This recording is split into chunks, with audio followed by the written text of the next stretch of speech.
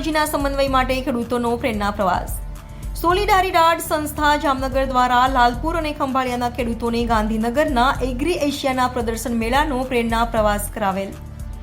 સોલિડારિડાડ સંસ્થા દ્વારા જામનગર જિલ્લાના લાલપુર અને દેવભૂમિ દ્વારકા જિલ્લાના ખંભાળિયા તાલુકાના 27 જેટલા ગામોમાં ખેતી અને ખેડૂતોના વિકાસ માટે કાર્યરત છે, જેમાં નિયારા એનર્જીના CSR વિભાગના સહયોગથી ચાલતા ગ્રામ સમૃદ્ધિ કાર્યક્રમ અંતર્ગત પુનર્જીવિત ખેતી બાબતે કાર્યો કરી રહ્યું છે। ગ્રામ સમૃદ્ધિ કાર્યક્રમ અંતર્ગત 27 ગામોમાં સંસ્થા મગફળી અને કપાસના પાકમાં વધુ ઉત્પાદન મેળવવા માટે જમીન સુધારણા બાબતે જમીનનું પૃથ્થકરણ, ન્યુટ્રિશન મેનેજમેન્ટ, ઓછું ખેડાણ અને પોષક તત્વોની ભરપાઈના કાર્યો, સારી ગુણવત્તાના બિયારણ, પેકેજ ઓફ પ્રેક્ટિસ, મિશ્ર પાક,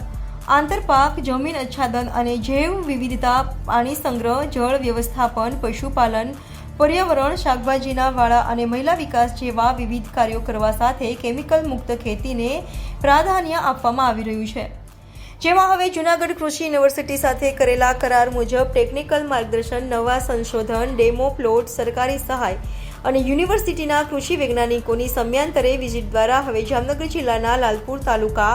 અને દેવભૂમિ દ્વારકા જિલ્લાના ખંભાળિયા તાલુકાના કુલ મળીને 27 જેટલા ગામોના ખેડૂતોને આ સેવાનો સીધો લાભ અપાવવા અને ખેતીમાં નવી ટેકનોલોજી અપાવવાના હેતુથી ગાંધીનગરમાં આયોજિત કૃષિ મેળાના પ્રદર્શનનું હાજરી આપી હતી। આ મેળામાં 25 જેટલા ખેડૂતોને મુલાકાત કરાવી હતી, જેમાં 80 જેટલા સ્ટોલની મુલાકાત કરવામાં આવી, જેમાં નવી ટેકનોલોજી, સંશોધનો અને લાઈવ ડેમોન્સ્ટ્રેશનની મુલાકાત કરી કૃષિ ક્ષેત્રમાં કાર્યરત 45 જેટલી કંપનીઓ અને 12 સંસ્થાઓ સાથે 5 જેટલી APO અને 15 જેટલા પ્રગતિશીલ અને વ્યવસાયિક ખેડૂતોને મુલાકાત કરી એમની કામગીરી અને ખેતીમાં થયેલા નવા આવિષ્કારો અને ખેતીલક્ષી કાર્યોની માહિતી મેળવી હતી, જેમાંથી પ્રેરણા મેળવી ખંભાળિયા અને લાલપુર તાલુકા જાગૃત ખેડૂતો પોતાની ખેતીમાં સુધાર લાવવા સાથે વધુ ઉત્પાદન મેળવવા સાથે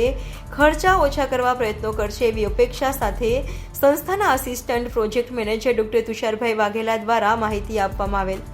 આ કાર્યક્રમને સફળ બનાવવા નિયારા એનર્જી, CSR વિભાગ, અવિનાશ રાવલ તેમજ નીતિશ ગડગે સાહેબ દ્વારા માર્ગદર્શન મળે તેમજ ટીમ સોલિડારિડાડ દ્વારા ખૂબ જહેમત ઉઠાવેલ એવું વ્રજલાલભાઈ રાજગોરની યાદીમાં જણાવેલ।